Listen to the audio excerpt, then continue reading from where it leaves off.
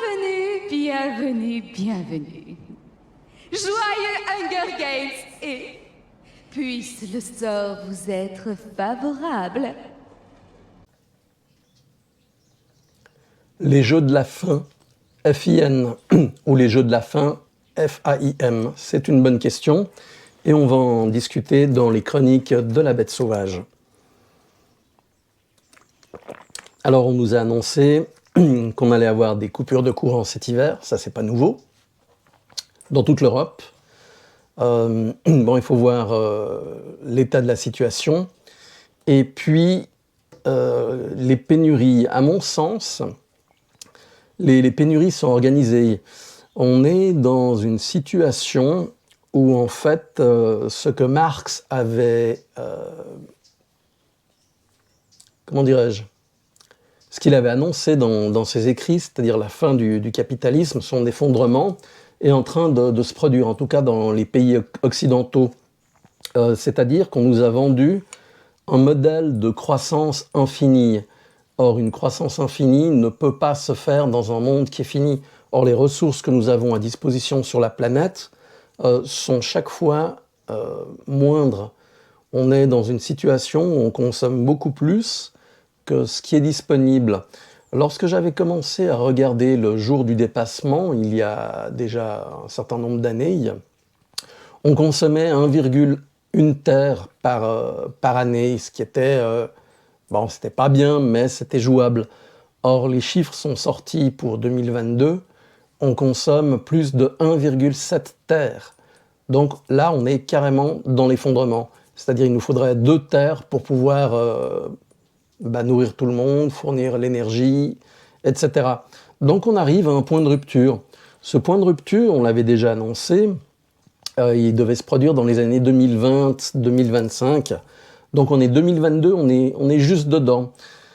Si on regarde les États-Unis, on a demandé à l'OPEP de fournir plus de pétrole.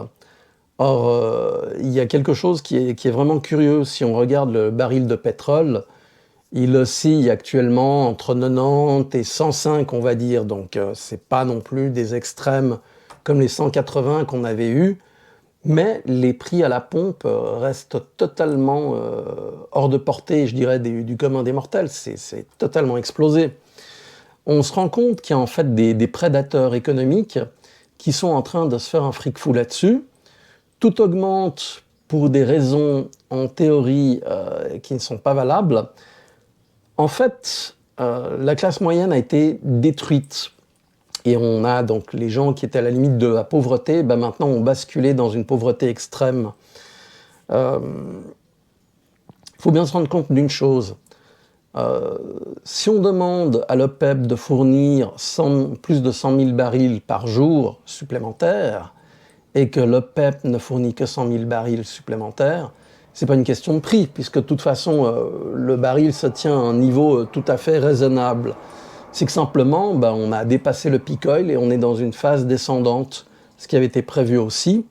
Et donc l'énergie à bon marché ne va plus exister durant très longtemps. Ça va continuer à augmenter. Là, on est atteint dans un plateau environ à 2,40, 2,60 pour l'essence, pour le diesel, pour le litre. Et donc, tout ça se répercute. On a vu aussi, je crois que j'en ai parlé il y a 2 ans et demi, 3 ans à peu près, Coca-Cola avait déjà anticipé ce qui est en train de se produire actuellement. Ils avaient réduit la taille des bouteilles de 2 litres à 1,5 litre en gardant le même prix. Et puis, les petites bouteilles d'un demi-litre avaient été réduites à 1/3 de litre, comme les canettes. Je reprends une goutte parce que parler, ça donne soif. On se rend compte donc maintenant que les portions que l'on nous vend pour garder la même quantité soit sont beaucoup plus chères, soit on a diminué la portion de 25 à 30%. Au niveau de la qualité, ça se ressent aussi. Il y a certains plats que j'achète parce que j'aime bien et je ne sais pas les cuisiner moi-même. La qualité de la viande, c'est plus du tout la même.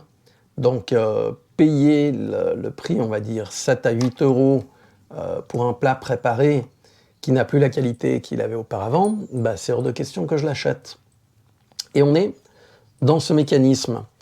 Donc ça va nous amener à quoi? Je parlais des jeux de la faim, oui, la faim FIN, parce qu'effectivement, on a consommé une quantité de ressources absolument énorme de la planète, on a bousillé notre écosystème, on a une surpopulation absolument énorme, et donc ça induit d'autres choses.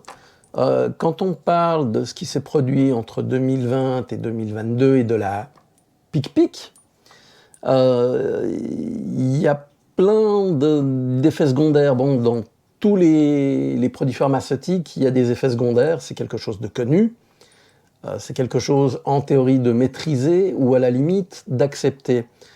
Là, à mon avis, ça a été fait, la bestiole pour moi elle a été lâchée, d'accord? C'est un produit qui a été fabriqué, qui est sorti de laboratoire, c'est pas nouveau, je l'avais déjà dit il y a bien longtemps, et donc on a mis les gens sous pression, on a créé tout un tas de gens maintenant qui sont psychologiquement extrêmement instables. Il n'y a qu'à voir le comportement sur la route, le comportement entre les gens, de la manière dont ils s'invectivent, pour des broutilles. Donc la tension, elle est présente. Il n'y a plus aucune réflexion. Je ne parle même plus d'analyse, je parle de réflexion, ce qui est encore bien plus léger. Réfléchir à un événement, ben non, il n'y a plus. Donc on est dans un monde où les pénuries sont devenues organisées. Pour quelles raisons? Bah, la première, c'est de faire un maximum de fric tant qu'on peut le faire. Et la deuxième, c'est qu'effectivement, il n'y en aura pas pour tout le monde. Les prix ont triplé, voire quadruplé, suivant les choses. Il y a un manque de disponibilité. Si vous regardez dans les magasins en ligne ou dans les magasins en surface physique, vous verrez qu'il y a énormément de produits qui ne sont plus disponibles ou dont les quantités sont vraiment minimes. Donc on est arrivé vraiment à ce stade. Alors vous allez me dire qu'il y a eu les ruptures de production entre 2000 et 2022, je veux bien, mais le fond est quand même beaucoup plus pesant que ce qui est visible. On a eu en plus une période de sécheresse, les récoltes ont été mauvaises, donc il n'y aura pas de matière première pour contenter tout le monde. C'est ce qui explique la crise de l'huile de tournesol, sans compter les gens qui se sont fait un pognon du tonnerre dessus, la crise de la moutarde, et toutes ces crises qui vont être faites. Pour quelles raisons? Je parlais de l'ingénierie sociale et des psyop, donc opérations psychologiques. Si on regarde lorsqu'il y a eu le premier confinement, les gens se sont rués pour acheter du papier cul, des montagnes de papier cul, ce qui est absolument aberrant, ce qui est totalement inutile. Mais ça a permis de créer des pénuries, de voir comment cela fonctionnait et jusqu'à quel prix les gens étaient capables d'acheter cela. Or, typiquement, on rejoint une partie du marketing comme Apple le fait. Pour vendre ces nouveaux produits, ils annoncent quelques jours à l'avance, ils laissent fuiter des documents, mais ils disent qu'il n'y en aura pas pour tout le monde. Alors on se retrouve avec des queues, des gens qui sont complètement abrutis, pour acheter un produit qui à la limite ne va leur servir à rien. Mais ils pourront dire « je l'ai acheté ». Ou ils l'achètent pour pouvoir le revendre plus cher. C'est-à-dire que celui qui ne va pas faire la queue, les premières 24 heures, ben, il n'aura pas le produit. Et comme il n'aura pas le produit, et s'il le veut, ben, il sera prêt à payer plus. C'est l'offre du marché de la demande.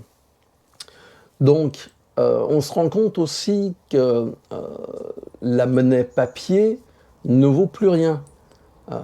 Que ce soit le franc suisse, que ce soit l'euro, que ce soit le dollar, toutes ces monnaies sont en train de s'effondrer. Mais on a l'impression que c'est un effondrement contrôlé. Si vous regardez les destructions de bâtiments, ben on voit que ça fait tac, tac, tac, tac, tac, tac, tac, tac, tac, tac, tac, et que ça descend. Et on est dans ce genre de configuration. À